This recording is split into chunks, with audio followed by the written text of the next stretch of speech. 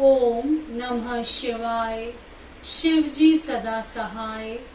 ओम नमः शिवाय। गुरु जी सदा सहाय। शिव पूजन की विधि। उपमन्यु कहते हैं, यदुनंदन, विशुद्धि के लिए मूल मंत्र से गंध चंदन मिश्रित जल के द्वारा पूजा स्थान का प्रोक्षण करना चाहिए। इसके बाद वहां फूल बिखेरें। अस्त्र मंत्र का उच्चारण करके विघ्नों को भगाएं। फिर कवच मंत्र से पूजा स्थान को सब ओर से अवगुंठित कर दें। अस्त्र मंत्र का संपूर्ण दिशाओं में न्यास करके पूजा भूमि की कल्पना करें। वहां सब ओर पुष्प बिछा दें और प्रोक्षण आदि के द्वारा उस भूमि का प्रक्षालन करें। पूजा संबंधी समस्त पात्रों का शोधन करके द्रव्य शुद्धि करें। प्रोक्षणी पात्र, अर्घ पात्र, पाद्य पात्र और आचमनीय पात्र, इन चारों का प्रक्षालन, प्रोक्षण और विक्षण करके इनमें शुभ जल डालें और जितने मिल सकें उन सभी पवित्र द्रव्यों को उनमें डालें। पंचरत्न, चांदी, सोना, गंध, पुष्प, अक्षत आदि तथा फल, पल्लव और पुष्प, ये सब अनेक प्रकार के पुण्य द्रव्य हैं। स्नान और पीने के जल में विशेष रूप से सुगंध आदि एवं शीतल मनोज्ञ पुष्प आदि छोड़ें। पाद्य पात्र में खश और चंदन छोड़ना चाहिए।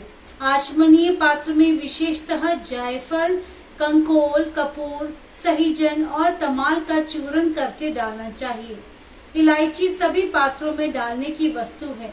कपूर, चंदन, कुशाग्र भाग, अक्षत, जौ, धान, तिल, घी, सरसों, फूल और भस्म, इन सबको अर्घ पात्र में छोड़ना चाहिए। कुश, फूल, जौ, धान, सहीजन, तमाल और भस्म, इन सबको प्रोक्षणी पात्र में प्रक्षेपण करना चाहिए। सर्वत्र मंत्र न्यास करके कवच मंत्र से प्रत्येक पात्र को बाहर से आवेष्टित करें। तत्पश्चात अस्त्र मंत्र से उसकी रक्षा करके धेनु मुद्रा दिखाएं। पूजा के सभी द्रव्यों का प्रोक्षणी पात्र के जल से मूल मंत्र द्वारा प्रोक्षण करके विधिवत शोधन करें। श्रेष्ठ साधक को चाहिए कि अधिक पात्रों के न मिलने पर सब कर्मों में एकमात्र प्रोक्षणी पात्र को ही संपादित करके रखें और उसी के जल में सामान्यतः अर्घ आदि दें। तत्पश्चात मंडप के दक्षिण द्वार भाग में भक्ष्य भोजन आदि के क्रम से विधि पूर्वक विनायक देव की पूजा करके अंतपुर के स्वामी साक्षात नंदी की भली भांति पूजा करें। उनकी अंगी कांति स्वर्णमय पर्वत के समान है। समस्त आभूषण उसकी शोभा बढ़ाते हैं। मस्तक पर बाल चंद्र का मुकुट सुशोभित होता है। उनकी मूर्ति सौम्य है। वे 3 नेत्र और 4 भुजाओं से युक्त हैं। उनके एक हाथ में चमचमाता हुआ त्रिशूल, दूसरे में मृगी, तीसरे में टंक और चौथे में तीखा बेंत है। उनके मुख की कांति चंद्रमंडल के समान उज्जवल है। मुख वानर के दृश्य हैं। द्वार के उत्तर पार्श्व में उनकी पत्नी सुयशा है, जो मरुद गणों की कन्या है। वे उत्तम व्रत का पालन करने वाली हैं और पार्वती जी के चरणों का श्रृंगार करने में लगी रहती हैं।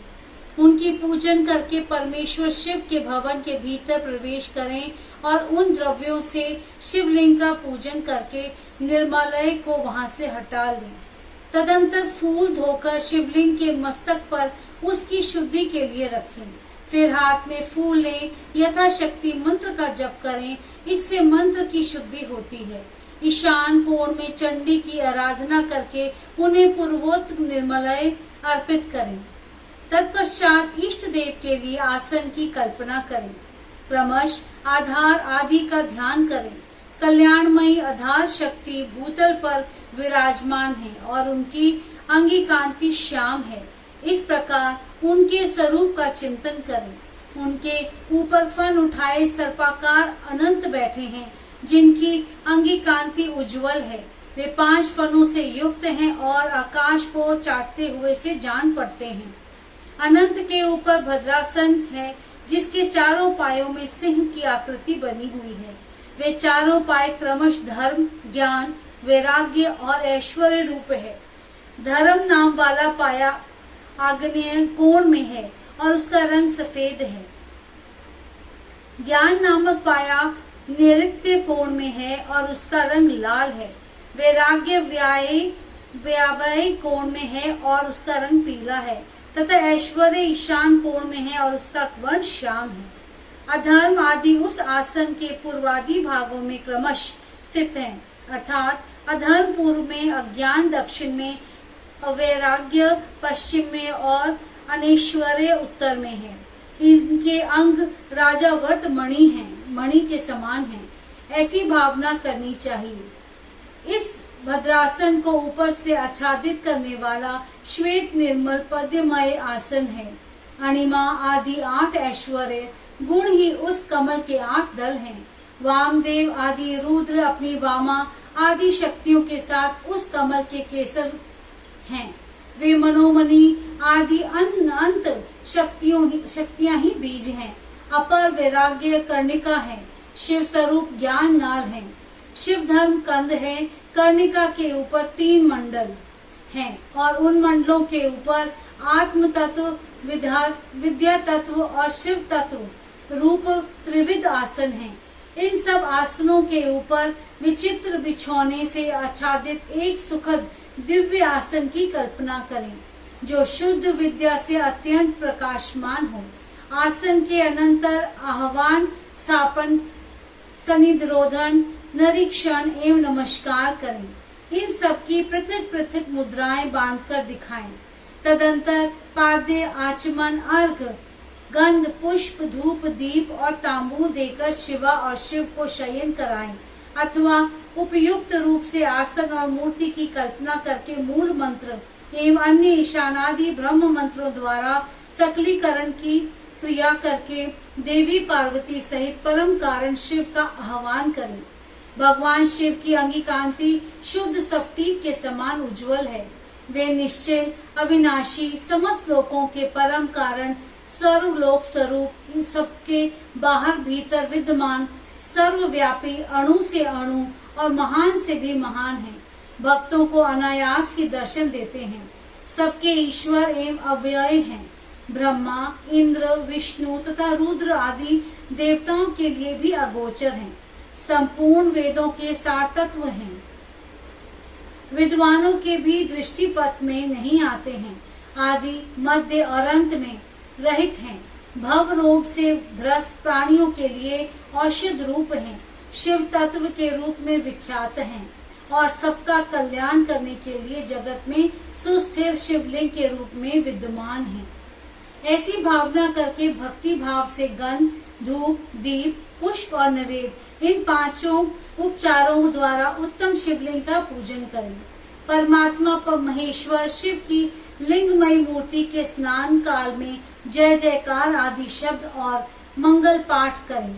पंचगव्य घी, दूध, दही, मधु और शर्करा के साथ फल मूल के साथ तत्व से तिल, सरसों, सत्तू के उपटन से, जौ आदि के उत्तम बीजों से, उड़द आदि के चूर्णों से तथा आटा आदि से आलेपन करके गर्म जल से शिवलिंग को नहलाएं। लेप और गंध के निवारण के लिए विलपत्र आदि से रगड़ें। फिर जल से नहलाकर चक्रवर्ती सम्राट के लिए उपयोगी उपचारों से सेवा करें। सुगंध युक्त आंवला और हल्दी भी क्रमश अर्पित करें। इन सब वस्तुओं से शिवलिंग अथवा शिव मूर्ति का भली भांति शोधन करके चंदन मिश्रित जल, कुश, पुष्प युक्त जल, सुवर्ण एवं रत्न युक्त जल तथा मंत्र सिद्ध जल से क्रमश स्नान कराएं। इन सब द्रव्यों का मिलना संभव न होने पर यथा संभव संग्रहित वस्तुओं से युक्त जल द्वारा अथवा केवल मंत्राभिमंत्रित जल द्वारा श्रद्धा पूर्वक शिव को स्नान कराएं। कलश, शंख और वर्धनी से तथा कुश और पुष्प से युक्त हाथ के जल से मंत्रोच्चारण पूर्वक इष्ट देवता को नहलाना चाहिए।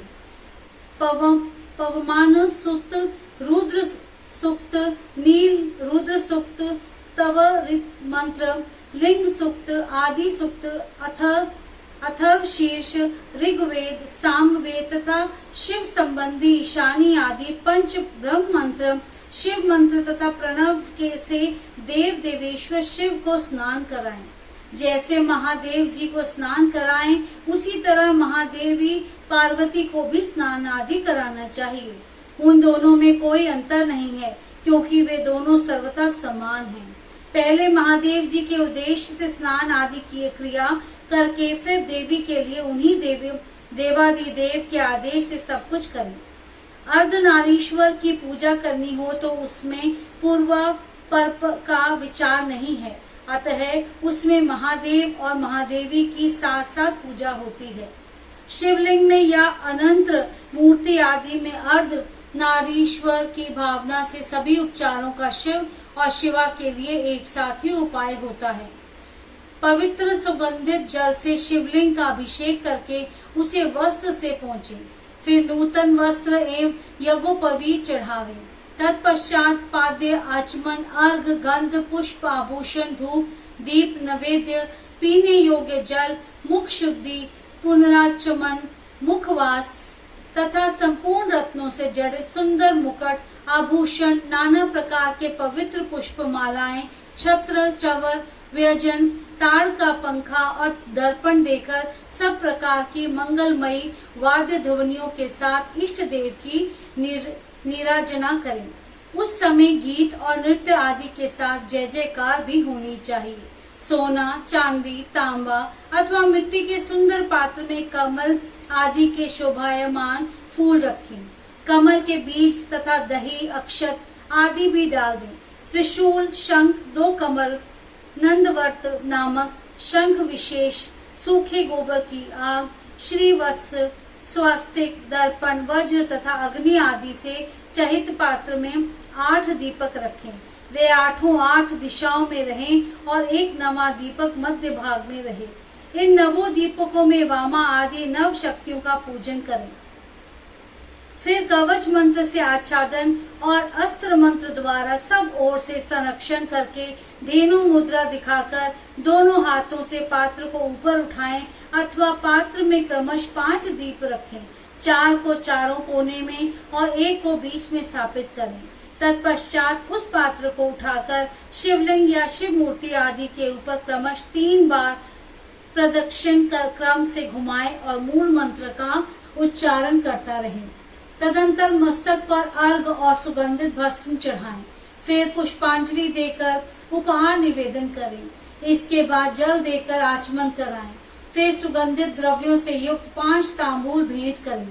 तत्पश्चात प्रोक्षणीय पदार्थों का प्रोक्षण करके नृत्य और गीत का आयोजन करें। लिंग या मूर्ति आदि में शिव तथा पार्वती का चिंतन करते हुए यथाशक्ति शिव मंत्र का जप करें। जप के पश्चात प्रदक्षिणा, नमस्कार, स्तुति पाठ, आत्मसमर्पण तथा कार्य का विनय पूर्वक विज्ञापन करें। फिर अर्घ और पुष्पांजलि दें। विधिवत मुद्रा बांधकर इष्ट देव